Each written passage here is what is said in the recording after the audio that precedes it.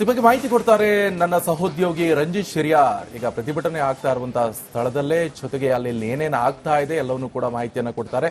ರಂಜಿತ್, ಸದ್ಯ ಏನೇನು ಆಗ್ತಾ ಇದೆ ಅಂತ?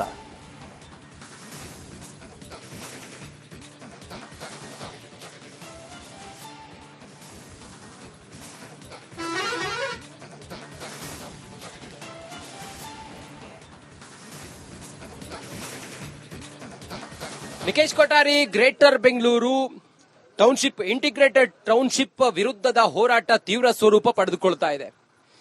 ಬಿಜೆಪಿ ನೇರವಾಗಿ ಅಖಾಡಕ್ಕಿಳಿದಿದೆ. ಇವತ್ತು ಫ್ರೀಡಂ ಪಾರ್ಕ್ ನಲ್ಲಿ ದೊಡ್ಡ ಮಟ್ಟದಲ್ಲಿ ಪ್ರತಿಭಟನೆ ಇದೆ.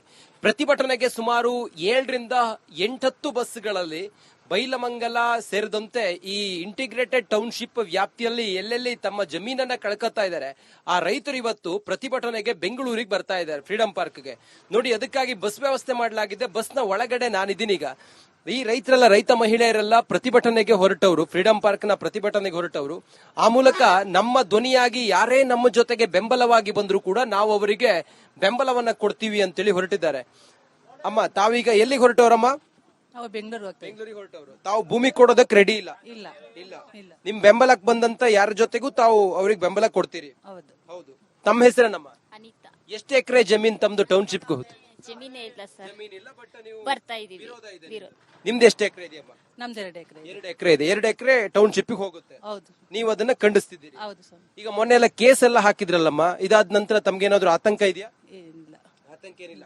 ಸರ್ವೆಗೆ ಏನಾದ್ರು ಬಂದಿದ್ರಾ? ಇಲ್ಲ, ಇಲ್ಲಿ ಬಂದಿಲ್ಲ, ಅಲ್ಲಿ ಬಂದಿದ್ರು. ಅವ್ರು 2 ಕೋಟಿ 1 ಎಕರೆ ಕೊಡ್ತೀನಿ ಅಂತ ಹೇಳ್ತಾ ಇದಾರೆ. ಆ ಲೆಕ್ಕದಲ್ಲಿ ನಿಮ್ 4 ಎಕರೆ ಸಿಗುತ್ತೆ.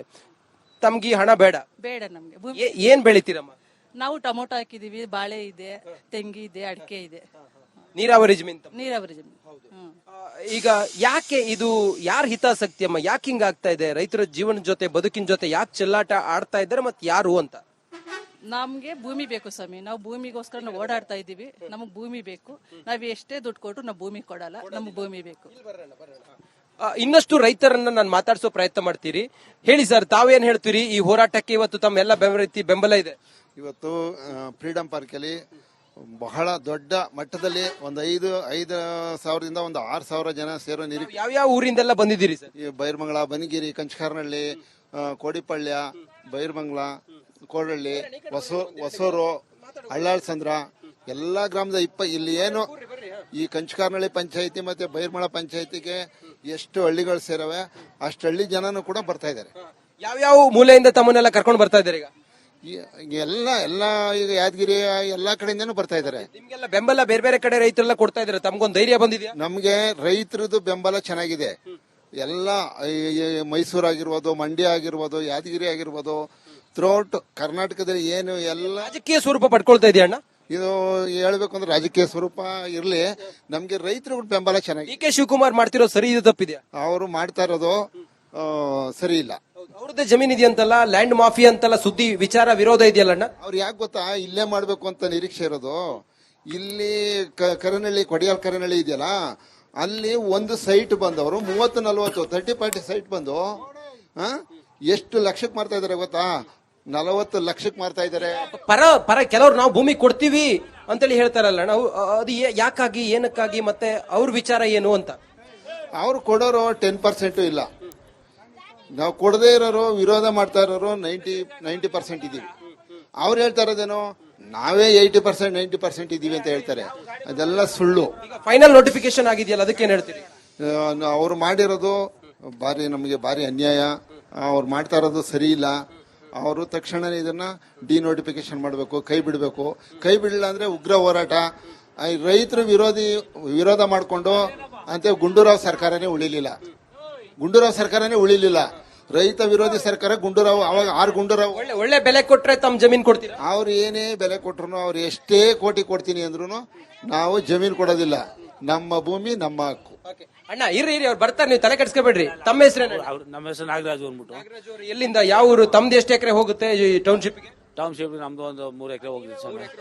ಈಗ ಕೆಲವರು ಪರವಾಗಿದಾರಲ್ಲಣ್ಣ, ಅವ್ರಿಗೆ ಯಾಕೆ ತೊಂದರೆ ಆಗ್ತಿಲ್ವಾ? ನಿಮ್ಮ ಹಾಗೆ ಅವರು ರೈತರಲ್ವಾ? ನಾವು ಪರವಾಗಿರೋರು ಕೊಡಬೇಡಿ ಅಂತ ಯಾರಿಗೂ ಹೇಳ್ತಾ ಇಲ್ಲ. ನಾವು ಇವತ್ತು ಅವ್ರನ್ನೇ ಕೊಟ್ಕೊಳ್ಳಿ ಅಂತ ಹೇಳ್ತಾ ಇದೀವಿ. ಪರವಾಗಿರೋ ಸರ್ವೆ ಮಾಡಕ್ ಬಂದಾಗ ಜಿಲ್ಲಾಧಿಕಾರಿ ಆಗಲಿ, ಮುಖ್ಯಮಂತ್ರಿ ಆಗಲಿ, ನಾವು ವಿರೋಧವಾಗಿರೋರಿಗೆ ಜಮೀನು ಸರ್ವೆ ಮಾಡಿ ಫೈನಲ್ ನೋಟಿಫಿಕೇಶನ್ ಹಾಕಿದ್ಯಾ ತಮ್ಮದು? ತಮ್ಮ ನಮ್ಮ ಭೂಮಿಗೆ ಇನ್ನೂ ಆಗಿಲ್ಲ, ನಮ್ದು ಇನ್ನೂ ಆಗಿಲ್ಲ. ಅವ್ರು ನಮಗೆ ಒಂದು DC ಕಡೆಯಿಂದ ಒಂದು ಲೆಟರ್ ಕೊಡಬೇಕು. ಏನಂತ ಕೊಡ್ಬೇಕು ಹೇಳಿ. ನಮಗೆ ನಿಮ್ಮ ಜಮೀನು ಸ್ವಾಧೀನ ಮಾಡ್ಕೊಳ್ಳೋದಿಲ್ಲ, ಒಪ್ಕೊಂಡಿದ್ರ ಮಾತ್ರ ನಾವು ಸರ್ವೆ ಮಾಡ್ಕೋತೀವಿ, ಬೇಡ ಅಂದ್ರೆ ನೀವು ಕೈ ಬಿಡ್ತೀವಿ ಅಂದ್ಬಿಟ್ಟು ಒಂದು ನಮ್ಮ ಹಿಂಬರಹ ಬರ್ಕೊಡ್ಬೇಕು. ಅವಾಗ ನಾವು ಹೋರಾಟ ನಿಲ್ಲಿಸ್ತೀವಿ. ಈಗ ನೀವು ಹಾಗಾದ್ರೆ ಅಭಿವೃದ್ಧಿ ವಿರುದ್ಧವಾಗಿದ್ದೀರಾ? ರೈತರೆಲ್ಲ ಇಲ್ಲಿ ಬೆಂಗಳೂರಿಗೆ ಪರ್ಯಾಯವಾಗಿ ಅಥವಾ ಬೆಂಗಳೂರಿನ ರೀತಿಯಲ್ಲಿ ಇಲ್ಲಿ ಅಭಿವೃದ್ಧಿ ಆಗುತ್ತೆ ಅನ್ನೋದಾದ್ರೆ ಆ ಅಭಿವೃದ್ಧಿಗೆ ನೀವು ವಿರೋಧವಾಗಿದ್ದೀರಾ ಹೇಗೆ? ಅಭಿವೃದ್ಧಿ ವಿರೋಧನೇ ಸ್ವಾಮಿ, ನಮಗೆ ಅಭಿವೃದ್ಧಿ ಏನು ಆಗಲ್ಲ. ನಾವೀಗೇನೆ ಎಲ್ಲ ಅಭಿವೃದ್ಧಿಗಳಾಗಿದ್ದೀವಿ, ಎಲ್ಲ ಇದ್ರಾಗೂ ಎಲ್ಲ ಪ್ರತಿಯೊಬ್ಬರು ರೈತರುಗಳೆಲ್ಲ ಚೆನ್ನಾಗಿದ್ದಾರೆ, ಏನ್ ತೊಂದರೆ ಇಲ್ಲ. ಈಗ ಅವ್ರು ಅಭಿವೃದ್ಧಿ ಮಾಡೋ ಕೆಲಸ ನಮ್ಗೆ ಬೇಡ, ರೈತರುಗಳು ಮಾಡ್ಕೊಂಡವ್ರೆ. ನಮ್ಮ ಭೂಮಿ ಒಂದ್ ಬಿಟ್ರೆ ಅದೇ ಅಭಿವೃದ್ಧಿ ಸಾಕು ನಮ್ಗೆ. ಅದೇ ಈಗ ಕುಮಾರಸ್ವಾಮಿ ಅವರು ಇದ್ರಲ್ಲಿ ರಾಜಕಾರಣ ಮಾಡ್ತಿದ್ದಾರೆ ಅನ್ನೋ ಆರೋಪ ಇದೆಯಲ್ಲ ಸರ್? ಸ್ವಾಮಿ, ನಮ್ಮ ಕುಮಾರಸ್ವಾಮಿ ಅಂದ್ರೆ ನಮ್ಮ ಸ್ಥಳೀಯ ನಮ್ಮ ನಾಯಕರವರು, ಅವರು ನಮಗೆ ಸಪೋರ್ಟ್ ಇಲ್ಲ ಅಂತೆಲ್ಲ ಸಪೋರ್ಟ್ ಕೊಡ್ತಾವ್ರೆ. ಆದ್ರೂ ಅವ್ರು ಯಾರನ್ನೂ ನಾವು ಇದ್ ಮಾಡ್ತಾ ಇಲ್ಲ, ನಾವೇನು ಡೈರೆಕ್ಟ್ ಆಗಿ ರೈತರುಗಳನ್ನೇ ಇದ್ ಮಾಡ್ತಾ ಇರೋದು. ಒಗ್ಗಟ್ಟಾಗಿರ್ತೀರಿ, ಕೇಸು ಕಂಪ್ಲೇಂಟ್ ಎಲ್ಲ ಆಯ್ತಲ್ಲ? ಆಗ್ಲಿ ಸ್ವಾಮಿ, ಕೇಸ್ ಆಗ್ಲಿ, ಎಷ್ಟು ಕೇಸ್ ಆಯ್ತವೆ, ರೈತರ ಮೇಲೆ ಕೇಸ್ ಹಾಕೊಳ್ಳಿ, ಏನ್ ತೊಂದರೆ ಇಲ್ಲ ನಮ್ಗೆ, ಕೇಸ್ಗಳು ಹಾಕೊಳ್ಳಿ ಅವರು. Thank you. ನೋಡಿ, ಇದು ರೈತ ಮಹಿಳೆಯರು ಹೇಳ್ತಿರುವಂತ ಮಾತು. ಅಮ್ಮ, ತಾವೆಲ್ಲಿಂದ ಬಂದಿದ್ರಿ? ನಾವು ಒಂಚೂರು ಹೌದಾ? ತಮ್ದು ಜಮೀನು ಹೋಗುತ್ತಮ್ಮ? ಇದೆ, ನಮ್ದು ಜಮೀನಿದೆ. ತಾವೆಲ್ಲ ರೈತ ಮಹಿಳೆಯರ ಜೊತೆ ಆಗಿರ್ತೀರಿ. ಮೊನ್ನೆ ಪೊರ್ಕೆ ಹಿಡ್ಕೊಂಡೆಲ್ಲ ಗಲಾಟೆ ಮಾಡಿ ತಪ್ಪಲ್ವಾ ಅದು? ಯಾಕೆ ಅವರು ನಮ್ಗೆ ಏನೋ ವಿಷಯ ಮುಟ್ಟಿಸ್ತಿರನೇನೆ, ಇಲ್ಲ ಕಳ್ಳತನದಿಂದ ಆ ಕಡೆಯಿಂದ ಬಂದಿದ್ದಾರೆ. ಡೈರೆಕ್ಟ್ ಆಗಿ ಬರ್ಬೋದಾಗಿತ್ತಲ್ಲ ಅವರು. ಡೈರೆಕ್ಟ್ ಆಗಿ ಬರ್ದಿರೋ ಆ ಕಡೆಯಿಂದ ಬಂದು ಇಲ್ಲಿ ರೈತರ ಸಂಘದ ಹತ್ರ ಸ್ವಲ್ಪ ಜನ ಮಾತಾಡ್ತಾ ಇದ್ದಾರೆ. ಕೆಲವೊಂದು ಅಧಿಕಾರಿಗಳು ಆ ಕಡೆ ಹೋಗಿ ಕಳ್ಳತನದಿಂದ ಸರ್ವೆ ಮಾಡ್ತಾ ಇದ್ದಾರೆ. ಇದು ನ್ಯಾಯನಾ? ಅದಕ್ಕೆ ಅವ್ರಿಗೆ ವಿಷಯ ಗೊತ್ತಾಗಿ ಎಲ್ರು ಪೊರ್ಕೆ ತಗೊಂಡು ಈಗ ಸರ್ಕಾರಕ್ಕೆ ಏನ್ ಹೇಳ್ತೀರಿ? ನಿಮ್ಮ ಹೋರಾಟ, ನಿಮ್ಮ ಪ್ರತಿಭಟನೆ ಸುಮಾರು ಒಂದು ವರ್ಷದಿಂದ 450 ದಿನಕ್ಕಿಂತಲೂ ಹೆಚ್ಚು ಈಗ ಈ ಹಂತಕ್ಕೆ ಬಂದಿದೆ. ಏನ್ ಹೇಳ್ತೀರಿ ಸರ್ಕಾರಕ್ಕೆ? ಭೂ ಸ್ವಾಧೀನ ಕೈ ಬಿಡೋ ತನಕ ನಾವ್ ಈ ಹೋರಾಟ ನಿಲ್ಸೋದಿಲ್ಲ. ಎಲ್ಲಿ ತನಕ ಅವರು ಕೈ ಬಿಡೋದಿಲ್ಲ ಅಲ್ಲಿ ತನಕನೂ ನಾವು ಹೋರಾಟ ಮಾಡ್ತಾನೆ ಇರ್ತೀವಿ. ಇದು ಈ ಹೋರಾಟ ಇವತ್ತು ಈ ಹೊತ್ತಿಗೆ ನಿಕೇಶ್ ಕೊಠಾರಿ ಬೆಂಗಳೂರು ಫ್ರೀಡಂ ಪಾರ್ಕ್ ಅಂಗಳವನ್ನ ತಲುಪುತ್ತಿದೆ. ರೈತ ಮಹಿಳೆಯರು ಒಂದೇ ಮಾತು, ನಮ್ಮ ಭೂಮಿಯನ್ನು ನಾವು ಕೊಡೋದಿಲ್ಲ ಅಂತ ಹೇಳ್ತಾ ಇದ್ದಾರೆ. ಸದ್ಯ ಇವತ್ತಿನ ಹೋರಾಟಕ್ಕೆ ಬೆಂಬಲವನ್ನ ಸೂಚಿಸಿ ಇವರೆಲ್ಲರೂ ಕೂಡ ಈಗ ಫ್ರೀಡಂ ಪಾರ್ಕ್ಗೆ ಬಿಜೆಪಿಯವರ ಜೊತೆಗೆ ಸೇರಿಕೊಂಡು ಸರ್ಕಾರದ ಮೇಲೆ ಒತ್ತಡವನ್ನ ಹೇರೋದಕ್ಕೆ ಹೊರಟಿದ್ದಾರೆ Nikesh Kothari. Okay, thank you Ranjit ನಿಮ್ಮಲ್ಲ ಮಾಹಿತಿಗೆ.